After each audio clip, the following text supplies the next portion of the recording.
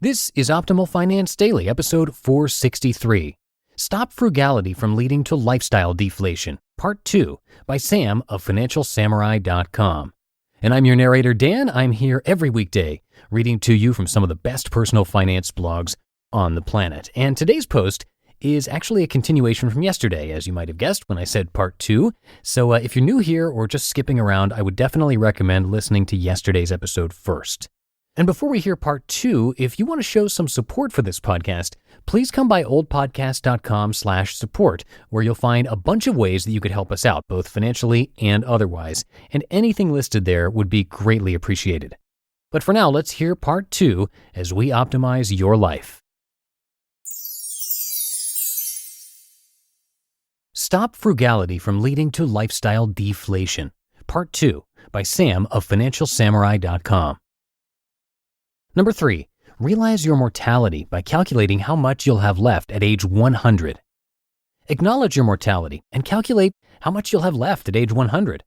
Just as most Americans don't properly calculate their retirement target and plan for how to get there, many of us don't calculate how much we'll end up dying with if we don't spend more. Right now, you will be taxed at 40% plus on any wealth you leave behind after $5.49 million. Divide your current net worth by the difference between 100 and your age.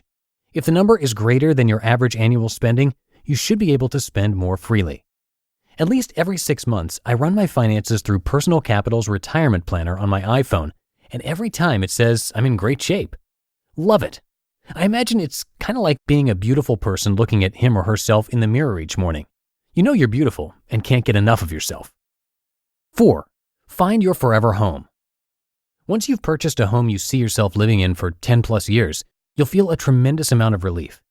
Saving up for a home is the largest financial undertaking for most people, especially those who live in major cities. Therefore, once you've conquered the tallest mountain, everything else will feel like an anthill. Food and clothing are cheap in comparison. Buying a primary residence is like paying yourself first. You'll build equity through forced savings and hopefully principal appreciation over time. If you're renting, you'll always wonder when your rent will go up or when the landlord will want to kick you out for whatever reason. As a result, you'll have a tendency to hoard your money to pay for moving expenses and potentially a more expensive apartment since rents tend to always go up. After finding and remodeling an affordable home in San Francisco with panoramic ocean views, I finally felt I could spend whatever excess cash flow I had on nicer things. Each stage of the remodeling process had me shelling out an extra $30,000 to $60,000 over a 3 to 6 month period. Once all the remodeling was done, it felt like I had an extra $10,000 a month to spend on whatever I wanted. 5, set and achieve ambitious targets. The reason why the 1/10 rule for car buying is so powerful is because it forces people to tether their wants to achievement. Many people get mad when they want to buy a $40,000 car, but realize their $80,000 income means they should only purchase a $8,000 car. By flipping the equation and setting a goal to earn $400,000 a year, it motivates the buyer to work towards their desires. With all the extra hustle, it will allow the buyer to think twice about spending so much on something that he or she really doesn't need. And if the $400,000 income is achieved, then there will be no guilt spending so little. Just like how you'll feel so much better eating a cheeseburger after you've trained 6 months for a marathon, you'll feel so much better spending money after taking years saving up for a certain stretch goal. The guy who got up to eat a cheeseburger after watching 4 hours of football isn't going to feel as good as the marathon runner. When I started suffering from tennis elbow at the age of 33, I made it a goal to go undefeated in one season at the 4.5 level. It was my way of giving the middle finger to pain. When I went 12-0 with various doubles partners in 2012, I felt an enormous amount of pride. It was easy to replace my ratty tennis bag with holes with a snazzy-looking one. 3 years later, when I got bumped up to 5.0, top 1%, my tennis budget blew wide open because players aren't supposed to improve after the age of 35. In early 2015, I made an ambitious goal of growing organic traffic, not paid, to 1 million page views a month. After consistently hitting over 1 million organic page views a month for 6 months in 2017, I felt zero guilt paying $15,800 for a hot tub and $58,000 for a used Range Rover because it took me 8 years of writing 3 posts a week. To understand how difficult that is, try writing one 1,500-word post a month. Now multiply that effort by 10. Enjoy your money. Most of us are afraid of being judged by others for how we spend our money. But the reality is, everybody's financial situation is different. Paying $10,000 for a first-class ticket is ridiculous for someone making less than $100,000 a year. But if you're worth $100 million, $10,000 is like a dollar bus fare for the rest of us. You can overcome your frugality disease by starting small and working your way up. The easiest way to reduce your frugal habits is by making more money and achieving certain stretch goals.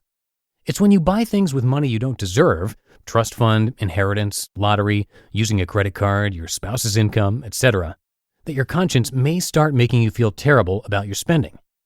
You don't get a gold star for being frugal. Being overly frugal simply means you haven't earned or planned enough. You only get a gold star if you're able to maximize your lifestyle with the money you've earned and not die with too much.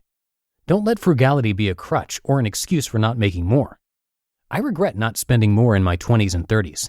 In my 40s and beyond, I'm determined to let the lifestyle I enjoy keep up with inflation and then some. For those who have their finances together, I hope you do the same. You just listened to part 2 of the post titled Stop Frugality from Leading to Lifestyle Deflation by Sam of FinancialSamurai.com. And I'm going to keep this ending nice and short for you today. But before we go, I did want to say that it would be great if you could come by oldpodcast.com/support and check out some of the different ways that you can support the show. Most of them are actually totally free, like sharing the podcast with a friend, writing a rating and review, and more. We would really appreciate it. Again, that link is oldpodcast.com/support. And that's it for today. Thanks, as always, for being here and listening all the way through. I will see you in the Thursday show tomorrow. That's where your optimal life awaits. Hello, Life Optimizer. This is Justin Malik, creator and producer of this podcast, but also Optimal Living Daily, the show where I read to you from even more blogs covering finance, productivity, minimalism, personal development, and more from incredible bloggers like Derek Sivers, Zen Habits, Mark and Angel, The Minimalists, and all the ones you hear on this show too. So if you enjoyed today's episode and like taking amazing blogs on the go, come on over to Optimal Living Daily and subscribe to that one too. And together, we'll start optimizing your life. You've been listening to Optimal Finance Daily. Be sure to hit the subscribe button to stay up to date on each new episode and head to oldpodcast.com. That's OLDpodcast.com for a free gift as well as more actionable tips and resources to help you maximize your potential. Thanks for joining us, and remember, your optimal life awaits.